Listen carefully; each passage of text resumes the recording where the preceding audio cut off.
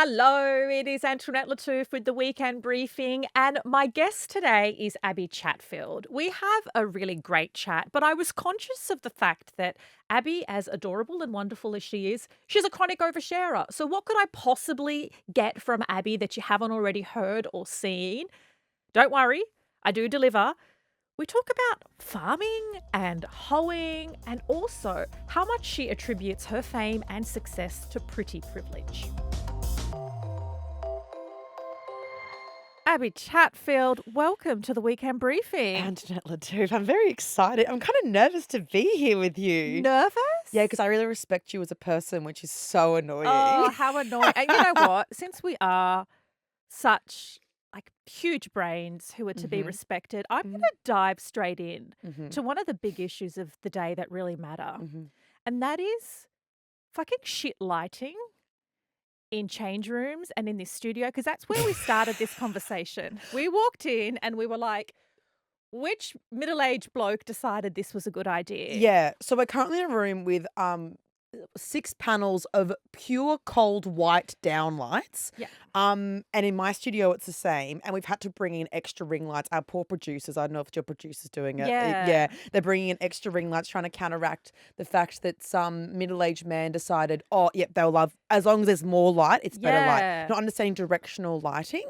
I feel also, like I'm in an airport and I need to produce my passport at some point. yeah, I feel like I'm more in a hospital. Like I'm Yes. in a hospital and I've hurt my eyes or something, or I've got like a bad stomach ache. I'm not sure what's wrong, but I'm waiting. I know that triage means that I'll be here for a while because it's not urgent for me, but I want to get through eventually. You know what I mean? I do. I know what you mean. I feel you. And, we're not going to poo-poo too much on our employer because we are both. Oh, I will. I sent them a letter. I said you change did? the lighting. Okay. All right. Well, Abbie I will. don't know if I've sent it yet, but I definitely, it's on my to-do list. You have ADHD, so it's likely that it wasn't sent. Yeah, and when I say I sent, I mean I got my assistant. I asked my assistant to write something to send because she is very organised. Right. But I definitely complained to a very heavy degree. Okay. So they know. And Love you guys though. And it's not just here. Obviously, this got us talking about lighting and horrendous lighting and what that does to women. And then I was thinking about change rooms, because so often I walk out of a change room and I walk out with body dysmorphia and a pledge to never buy anything again or take my clothes off. Genuinely, why is every change room a cool down light that just shows every bag, every line, Yeah. It also, like, you can't even see the clothes properly because my boobs, you've big me going, and you've got big titties, Antoinette. Yeah. But they kind Thank of you. shadow, no worries. They shadow over the rest of the dress, so you can't even really see what's going on with what you're trying on. Yeah. And you feel crusty as well because it's always cool lighting. And What's going on there? Yes, but Trick forget me. our self-esteem. Like, I would buy more. It's just not a smart economic decision. No, but I don't get why they do it. My theory I was telling you Yeah. before was that it forces you, it's kind of like Mortine is being sprayed in there and you're forced to run away from the hideous lighting to go to the normal lighting that's closer to the shop assistants. No, but if you feel so crap, I'm going to your very well-researched theory. I think I'm about going it every to- time. Yeah, I do too. But I just think that it hasn't been, when you just know spaces haven't been designed by women for women. And I just think they haven't actually thought this through, because so often you just go, oh my God, this is hideous. And you take it off. You're not even stepping out into the natural light. You're not going anywhere near the cash register. True. And you know what's really bad for that? I Yeah. reckon the worst change rooms in Australia Yes. are at Maya.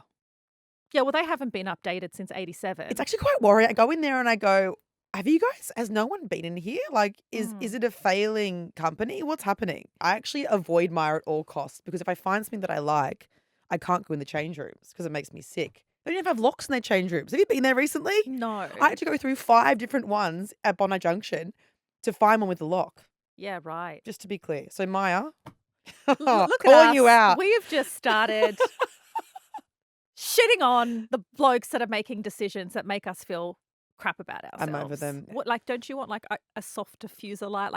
I want whatever light they put over the bold and the beautiful. Have Yeah. you Like, seen that? bit of Vaseline A on little the on everything. That's I what they want to need. go through life believing that's what I look like. Blurred. But you're so beautiful, Antoinette. So it's... Oh, stop it. No, you are. No, It's don't. fucked. Just keep going. Okay. I did, before we decided we were going to be light engineers, and Mhm. that's a thing. Like when you like design a restaurant, because my husband's in design, you're meant to Mm. bring in a light engineer and a light architect, and their whole idea is to set the ambience and just like when you go to a restaurant and you're on a date Yeah. and the downlight makes you look like you're 75, Yeah. it's just like they didn't spend on a light architect for this. Wow. Yeah. So I anyway, didn't know that. that's a discipline, light architect. Okay, So if I flop in my career, I know what's that's happening for me. I'll be a exactly. very stringent light Oh, architect. dude, I think everyone needs it. Mm. Anyway, so I'm glad we were able to talk about that because, to be honest, sitting down with you, I was like, what can I ask? Like, what can I learn about a chronic oversharer? Like a That's delicious I oversharer, which you know. are. But I'm like, I know so much about you, including your favorite dildo. So, Literally, the other day I started the podcast with I've got thrush, so you know what I mean? Like yeah. it's kind of everyone knows everything that's happening. Let's then learn a little bit more about your listeners and your followers because obviously you're an absolute hit with Gen Z. A lot of women adore you and look up Mm. to you. That tips over into millennials, largely women. Do you have a surprising pocket of followers or fans? And I don't mean dudes who want to bang you or women. Like, Well, I mean, like, just people who you didn't think would. well, you know what? I actually don't have many men that want to fuck. Can I swear on the Yeah, briefing? yeah. Great. They want to fuck me. You know what I mean? I don't have that many. Everyone thinks, and when I Liar. no, I'm being so serious. I don't get any. The only DMs that I get from men that are flirty are from men like in the industry. Like I don't have random men DMing me. I think they all hate me, which is great for me. Yeah. But I really like this. I think the surprising thing for people is that my lack of men do not want to sleep with me. I think No, men. I'll challenge you on that. I wonder if it's that not that I don't want to sleep with you because I don't also get dudes trying to actually go on LinkedIn. There are a whole lot of corporate dudes who think they're far more impressive than they are, and they're like, "Hey, darling, how's your weekday?" And I'm like, "Look, Recedo hairline. I don't know how you thought this was going to end up, or why you thought picking me up on anyway." So LinkedIn, we're a lot of entitled corporates. Really? See, If you want to be hit on, I'm not suggesting that you do, but I believe on Instagram and TikTok, because you're known as somebody who'll call people out and you own your sexuality, that Mm, if someone was a douche, that I reckon they'd be worried that you'd be like, hey, at Matt Smith mm, 79, mm. don't send me a picture of your penis, Yeah, which I would, wouldn't I? Exactly. So their fears are founded. I, I, But I and that's also, what I think part of it is. but I also think that a huge part of it is that,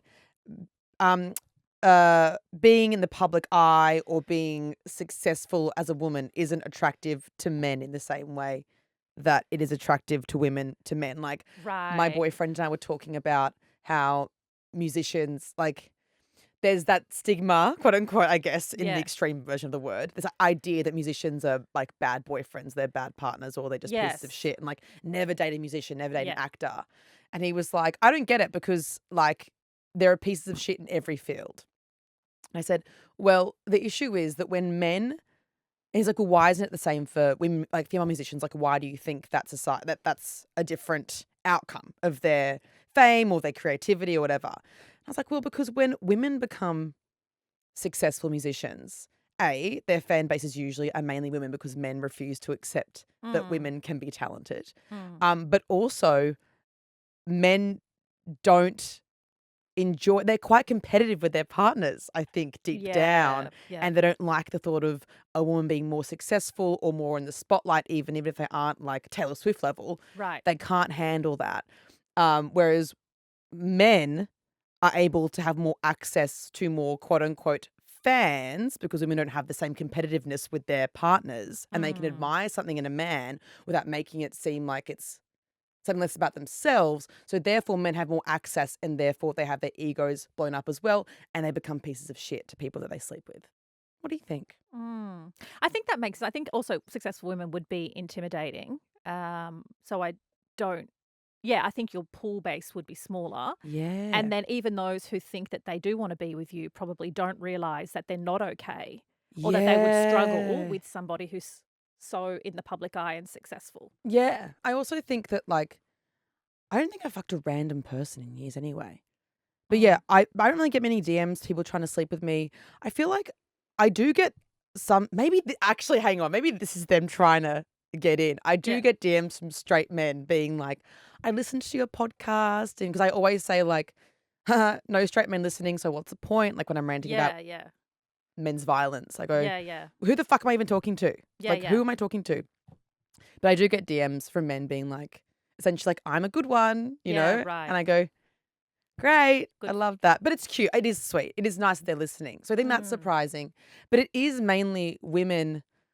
Another surprising and nice demographic is mums of 20-ish-year-old Oh, wow. women. Yeah. Okay. Or of young girls. Like there was one mum that I saw up in the Northern Rivers when I was going to get pizza, and she was with these two girls coming home from soccer practice. And she got teary saying how happy she is that the young girls, who would have been like 9 and 10. At the age of my daughters. Yeah. Yeah.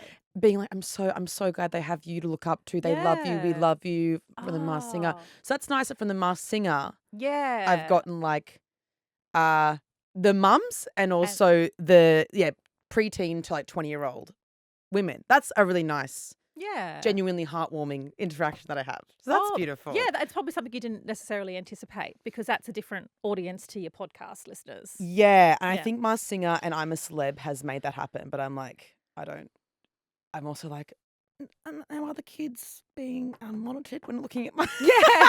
I'm going, love you, making sure they're not looking at the butt plug how to's, you know? Yeah, like lovely to meet you. Don't follow me on Instagram.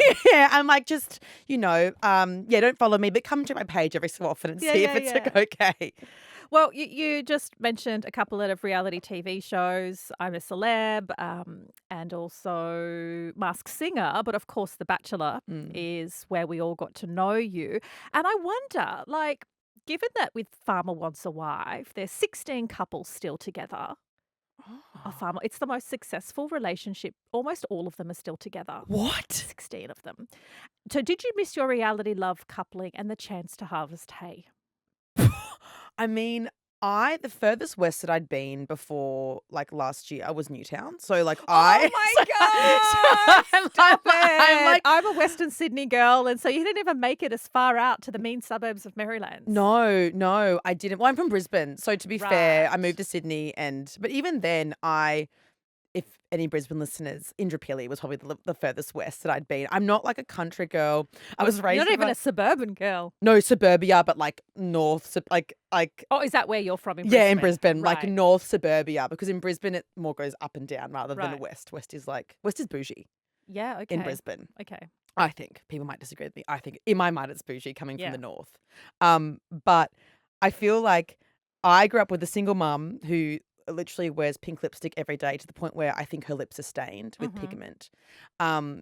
We never even the word camping wasn't even said in my household. It was like blasphemy. Right. So I don't think that I would survive on a farm. I think even when I go to my house in the Northern Rivers, which is in a town 10 minutes from Byron. Yeah. I It's go, like fake rural. yeah, but I don't know if you can even call it rural because it's Well, like I regional, walk down to fake 4 regional. cafe. Yeah, Yeah. fake regional. Yeah. It's still technically regional, but I do Yeah. say to people, I'm like, I'm living regional, guys. I'm on my property, quote unquote, 800 square meters. And I'm like, it's pretty crazy. I've got a lot of gardening to do. Like, it's just. Do you garden? No, I've got a gardener. Yeah, okay. I mean, I do sometimes. Mum got me a hoe for Christmas 2 years ago. A what? A hoe to. Oh, like, it's a gardening instrument. is yeah, it? like Oh, ones okay, I that didn't even know what that was. Okay. ones that the 7 dwarfs have.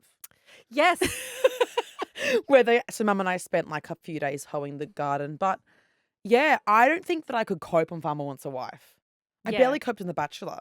And we were in French's Forest. I was going, this is crazy This is to far me. too foresty. Yeah, I grew up like we did not, and not in like a money way, in like a, why would Where is I, everyone? yeah, like, but why would I willingly go and like live on like camp or like Well, make my life I don't harder? think people camp necessarily because they're married to farmers. But all right, you go with that. But I think they do, babe. I reckon they do. Sorry. I reckon there's a Venn diagram of like people that camp, people who want to marry a farm. They love the outdoors. And I wish that I did. Yeah, okay. When I'm a Celebrity to Get Me Out of Here, I did think I could camp, and then I got home and never did it again Yeah, okay. because it's also expensive to camp. Right. It's expensive to camp. I I don't think so. I don't have all the things. What am I going to do? Oh, What okay. am I going to do? Buy a You know what you tent, do? You Antoinette? go to Aldi special buys. Also what I Oh, do, highly recommend it, and then you oh my get the God. really cheap camping gear. Okay, that's a good plan. But yeah, I'm not a farmer wants a wife girl because I actually couldn't handle it. I think I get bored. I think I'd lose my mind. I also just feel like I wouldn't be very helpful on a farm. I just complain the whole time. Fair enough. You know, are you a farmer girl? No. No. No. But I do think it's lovely that these relationships have stayed. Oh, I don't know what the secret is, like, isolation. Like, isolation, I think. no, I I mean that's think really mean. I don't know, but I mean they're together and there's babies, and that's lovely. they're kind of living like it's 1952. You know what I mean? Like it's like these are the options put in front of you on the show. Yeah, Choose one of them, and then you're on the isolated farm together. yeah, but I You got to mean, make it work. right, but you could always leave. That's what I'm saying. You They've could. obviously decided to stay, so there's something about that life that is working. Anyway, So if true. this But I admire current them. relationship doesn't work for you, I'm just going to recommend a couple of farm stays. I'm just going to. You take your hoe, pack your hoe. And I'll go, I'm ready. No, but I would actually be a hindrance on the farm. No, I admire I don't them. know that they're going to expect you to be out in the fields. I'm Do you not reckon? sure. I mean, look, let me make some inquiries. I feel like we just want to clarify Yeah. before Abbie comes Comes to the out. farm. Does she have to do It's like, anything? How many cafes are within walking distance? How many Yeah. hoes do you need? I actually don't know how people do it. It's like it's crazy. They don't get a day off, Antoinette. If they're sick, they have to still go out to the cows. Do you know that? I think about that every day. Well, if I'm tired, I go, if I was a farmer, I'd have to go out and put some seeds down or something. Mhm. Put some seats Never down. been to a Okay. farm. Never been to a farm in my life. Yeah. I'm being serious. I don't think I've ever been to a farm. Well, I think, Whoa. challenge. There's a challenge for you. Yeah. Okay. Fuck. I've just realized that I've literally never been to a farm. I don't know what they do every day. All I know Yes. is the cows and the farmers are to blame for lack of daylight savings in Queensland. Sure. I mean, I like the only thing you know is something to blame farmers for. It's nice. I don't want you to be offended by this question, so hear me I out. won't. So, as clever and funny and cool as you are, do you reckon you'd be as successful if you weren't a freaking babe? And I don't mean that to be all like sour grapey. I mean, I did ask my producers to like you badly, just Yeah, so no, I and could that's have an fair advantage. enough. It's fair Um, enough. But like pretty privilege is a thing, and that Yeah. seems to mainly apply to women because you can look and be whatever age and size Yeah. if you're a man and still be successful, but it's so harder as a woman. Oh, absolutely. I think that I wouldn't have got on The Bachelor because The Bachelor haven't cast anyone beyond a size 10, Mm. maybe a 12, I don't know, but Yeah. beyond standard sizing. I'm also white Mm. and I'm private school educated. So I am I absolutely wouldn't have even gotten on the show, I don't think. I mean, when we look at the casting of reality TV in Australia, I mean, it's getting better. I mean, F-Boy Mm. Island, not to plug our show, but like I think it's like 35% people of color. Yeah. So the casting is getting better, Yeah. but at the time, But I aren't think they we had usually two. the people, like I found that even in the UK Bachelor, they were casting people of colour, like South Asian people. They got sent home even before you knew their names. Yeah, well, we actually last year had, I think, 4 out of the 6 finalists were men of color. Okay. I think. Who was in the finals last? I don't know. Sorry, guys, love you all. I'm trying to think. Wait, who was it?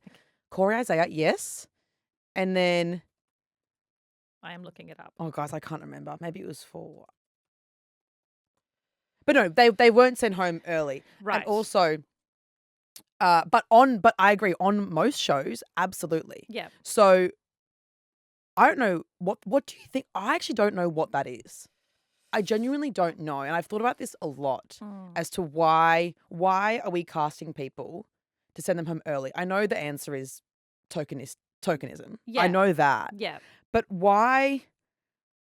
I don't know why we aren't allowing people that aren't thin, white, quote unquote, Able-bodied, all able-bodied, the rest. quote unquote. I don't know why we're casting them if we're just going to get rid of them after a couple of weeks, Mm. because that's also what is called out as well. Yeah. But to answer your question, no, I don't think that I would get as far if I didn't look the way that I did, if I wasn't white, if I wasn't private school educated. Because I also think that Australia is such a, well, racist country and Mm. a very kind of shallow in ways. I don't Yeah. know. I think that our media landscape is really shallow.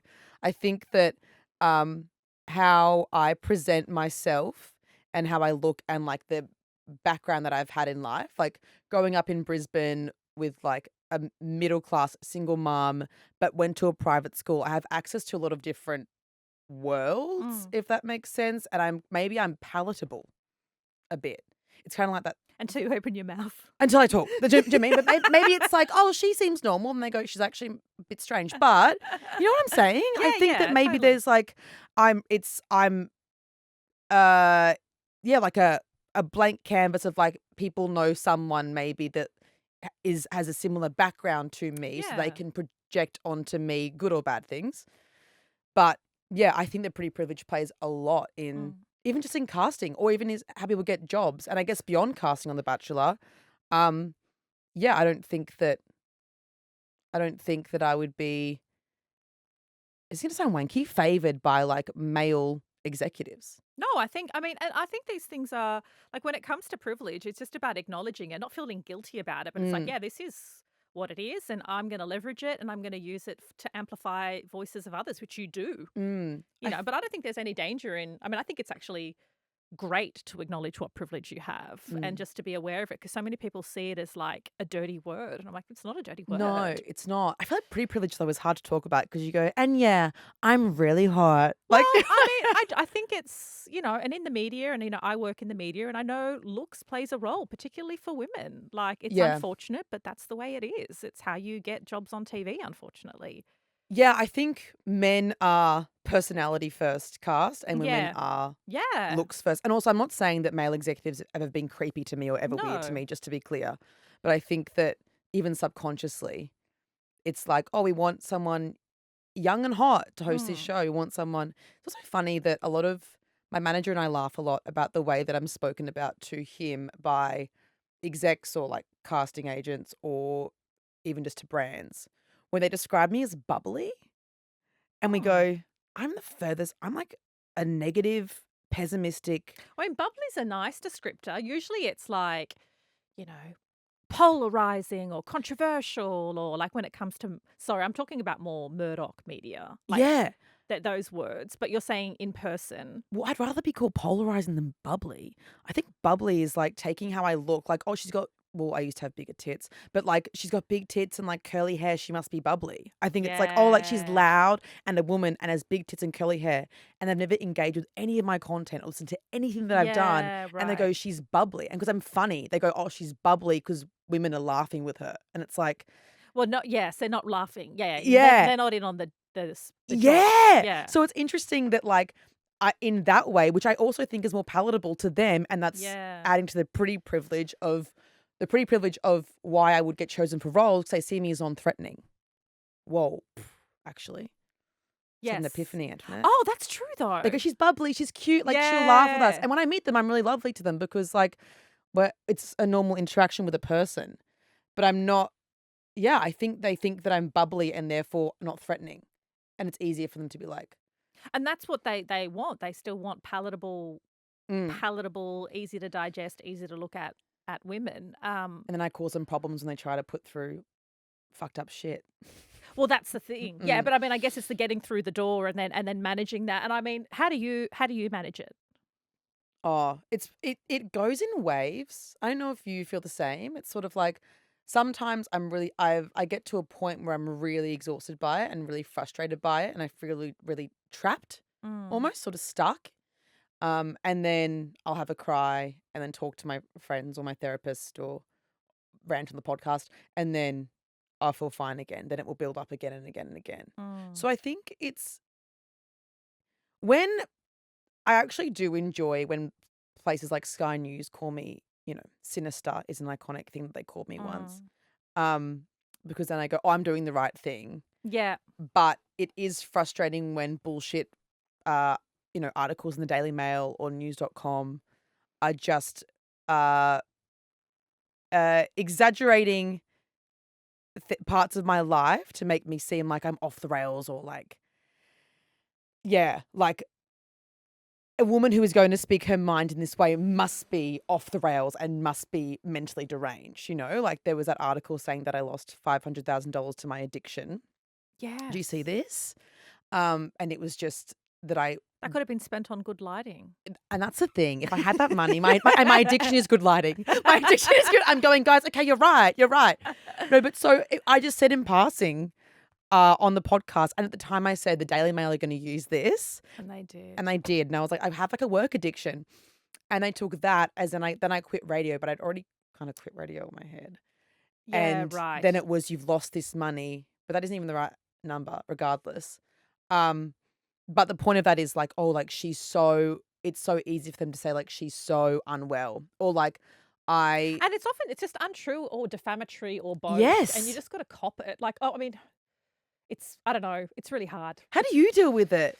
I mean, I go in waves where, I've got a couple of defamation lawyers on speed dial in my phone, and sometimes I get really ramped up and I'm like, they can't just get away with this. They keep doing it because they know that they can. And I'm like, am I going to go down the defamation route? It's really expensive. It takes years. And then I'm like, no, I can't be bothered. That's how I feel, which is sad because it's right. should we do a class action? Can we do that against the Daily Mail? Something, because I mean, they'll just keep doing it. They do the fine line, and it's also things like, oh, well, I don't know if you feel the same way. I go, oh, well, it's one article. Who gives a fuck? But then when it's 15 million articles. Yes, but they're read a lot because also they don't have paywall. So news.com.au and Daily Mail are shared and viewed a lot. So often I'm like, oh, that's crap. That's got no integrity. Nobody believes it. I'm like, they just lie and lie. And, if it's not just embellishments, it's outright defamatory, saying stuff about our character that, you're unstable or you have addictions or you're whatever. One time there was an article saying that I was bedridden. And it was like, it was a photo of me yawning, walking my dog. And it was like, Abbie Chatfield leaves the house after saying she's bedridden. And I was like, I've never said that I'm bedridden. Yeah.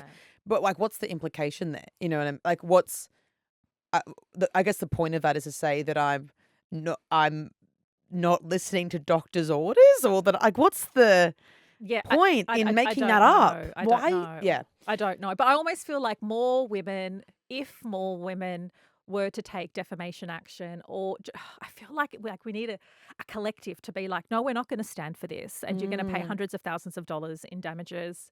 But that takes a huge toll on you to go through that process. So I don't know. So that's how I manage it. I just flick it off sometimes. Then I call a defamation lawyer. Then I do nothing, and then rinse, repeat, recycle.